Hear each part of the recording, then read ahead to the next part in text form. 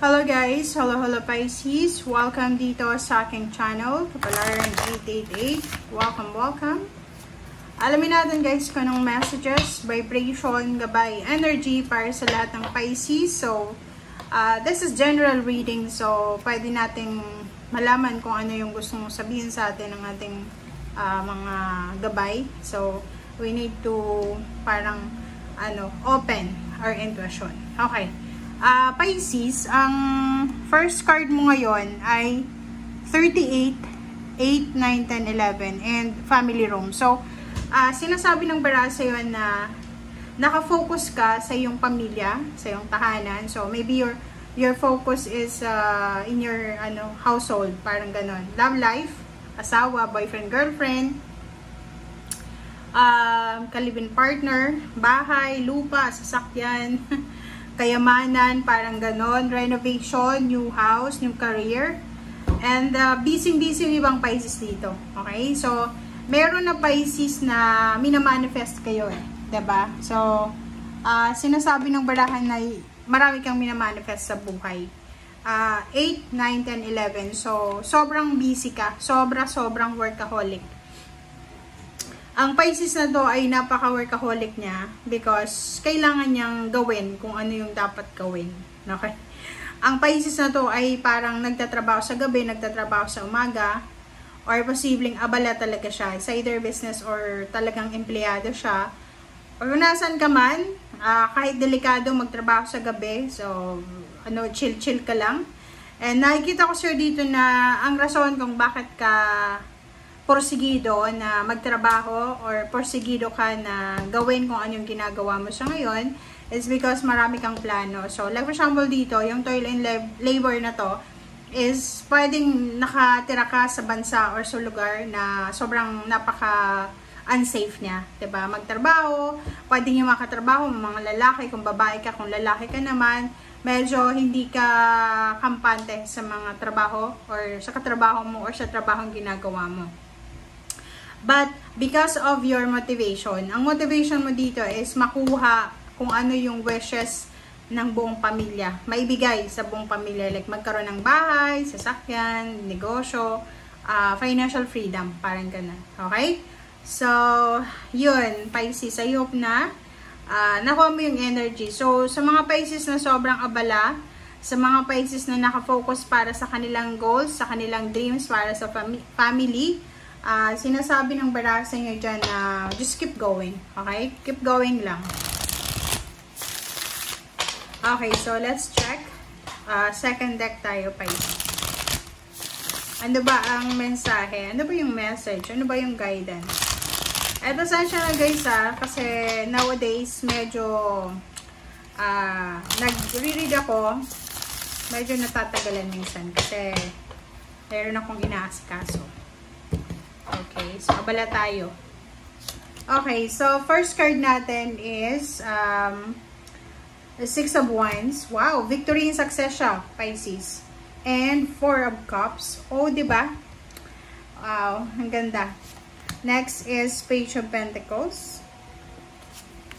Okay, next is Ten of Wands. Oh, talagang toil and labor ka this week. And Ace of Pentacles. Sa ilalim mo, Pisces, is Page of Wands and the Tower and Seven of Wands and the Sun. So, kumbaga, ang nakikita ko dito sa Pisces na to ay sobra-sobra kang workaholic para sa, maybe ikaw ay ikakasal, pwedeng ikakasal ka, and kailangan mong magdoble kayod para sa mga expenses para sa kasal mo, or meron kang travel na kailangan na pondohan, so parang ganon. Or maybe meron kang pinaplanong magpatayo ng bahay or kung ano man or business or kung ano man siya na pwedeng yun yung rason kung bakit ka sobrang workaholic. Okay. Unahin natin dito yung Ten of Wands. Yung Ten of Wands mo dito, Pisces, tingnan mo. Sinasabi ng barasyo dito na sa linggong ito ay sobra-sobra kang abala. Okay. Pasensya na guys ako kukuha. Kasi ako ay busy and ito ay ink. Okay? Ink siya. Kaya may tem. Pasensya na ha. Huwag nyo na lang tingnan.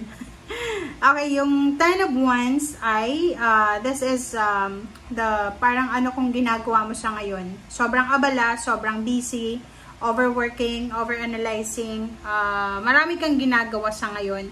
Budgeting, or kano man siya. So, please comment down below if you resonated, Pisces. Yung iba sa inyo dyan, Pisces, sinasabi ng barahan na okay lang maging busy. Okay? Okay lang tayong maging busy. But we need to have time para sa sarili natin. We need to have time for ourselves. Okay?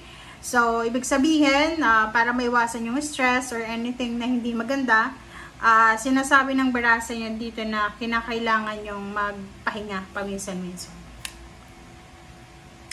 Okay, next card natin. Okay, next card is 6 of Wands and 4 of Cups. So, sinasabi ng baraha sa'yo dito na ihanda mo ang sarili mo kasi Pisces, there's coming more, diba? More coming para sa'yo. At ang Page of Pentacles, this is about future. So, may future message sa'yo ang universe na posibleng pwedeng pagkakitaan. This one is Ace of Pentacles. So, ito ay future, so Page of Pentacles. Kumbaga, ngayong linggo, merong parang, anong tawag dito, binubuo or nabubuong blessings or biyaya na para sa'yo. This is from the universe, from the heaven. And yung Ace of Pentacles, this is the gateway. Financial gateway siya. So, wala tayong reading sa 999, but sinasabi ng barahan na to na kung ano man ang papasok sa'yo ngayong September na to, 3rd week ng September, tuloy-tuloy na siya. Kumbaga, ano siya parang siya yung stepping stone or siya yung parang recovery ng kung ano man na dapat mag-recover sa'yo. So, if you are parang new sa trabaho mo, just keep going lang. Kung ikaw ay papasok pa lang sa bagong business or bagong trabaho, just keep going din.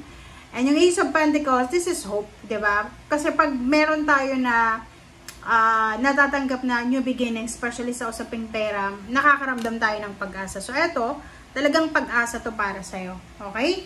And, sinasabi ng baraha sa'yo na congratulations, Pisces, kasi there's a victory coming. Victory, success, recognition, rewards, awards, any balance, security, and stability. So, yung 6 of Wands dito, this is parang ano siya, approaching siya na blessing. So, money coming. So, kung ano man yung ginagawa mo, nagbe-business ka ba or empleyado ka ba, pwedeng there's a parang ano, higher salary, diba? Salary increase, parang ganon. Salary increase, higher salary, or parang merong ano matatawag natin na additional, okay? Additional money, may mga part-time, may full-time, merong recognition ka, may appreciation ka na matatanggap sa pinagtatrabahuan mo or sa ginagawa mo. Kaya, merong victory success. Kasi, di ba, pag meron tayong mga additional na ginagawa, may mga overtime, may mga, ano ba, mga additional na ginagawa, meron yung additional payment. So, eto siya, di ba? And 4 of Cups yun, this one, the 6 of Wands and the 4 of Cups, resonated siya dito. Kasi etong 6 of Wands, 38 siya. 21, etong 4 of Cups na sinasabi dito na lahat ng sacrifices mo, okay, Pisces, lahat ng sacrifices mo, lahat ng pagtatrabaho mo, lahat ng pagtsatsaga mo, lahat ng patience mo, lahat ng motivation, or lahat ng drive na nararamdaman mo, it will give you 6 of Wands, victory and success. It will give you freedom financially. Okay? It will open so much blessings, opportunities, and possibilities sa buhay mo. Diba? Family room, 4 of Cups. And yung success na matatanggap mo, or yung success na darating sa'yo, hindi lang siya para sa'yo. Kasi buong pamilya mo ay posibleng mabibigyan din ng shower of abundance. Siyempre, natural yun, diba? Pag tayo ay umaasenso, kasabay natin yung pamilya natin. So, nakikita ko sa'yo dito na sobra-sobra kang motivated, sobra-sobra kang determinado sa mga plano mo sa buhay, financially, which is, nakikita ko sa'yo na magtatagumpay ka. Okay? Kasi, ano to assurance to sa'yo.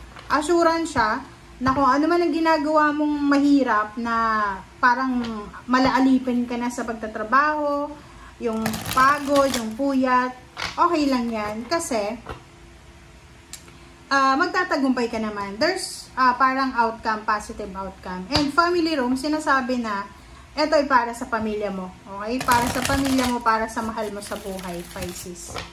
And marami kang matutulungan sa victory and success na yan. Okay?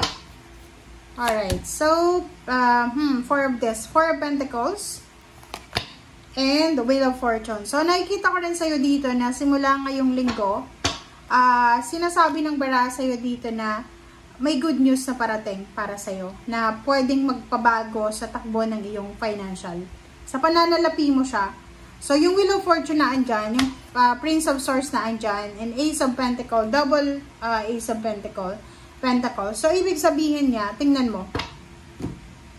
Ang sabi sa'yo dito ng baraha, there's incoming message, there's incoming confirmation na posibleng darating sa'yo, na pwedeng magdala sa'yo, okay, yung incoming na to na message or incoming na confirmation, pwedeng magdala sa'yo ng changes, pwedeng magdala ng pagbabago, magdadala to sa'yo ng pagbabago sa buhay financial, makakapag-ipon ka ng pera, or pwedeng bago tong trabaho, bagong business, bagong trabaho, or bagong idea kung paano kakikita ng pera.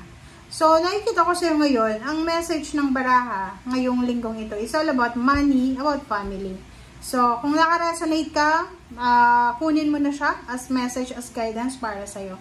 Kasi yung Ace of Pentacles, isa lang naman sila. So, sinasabi na pwedeng doble-dobleng opportunities and possibilities ang darating sa'yo, Pisces. Thank you guys. Bye!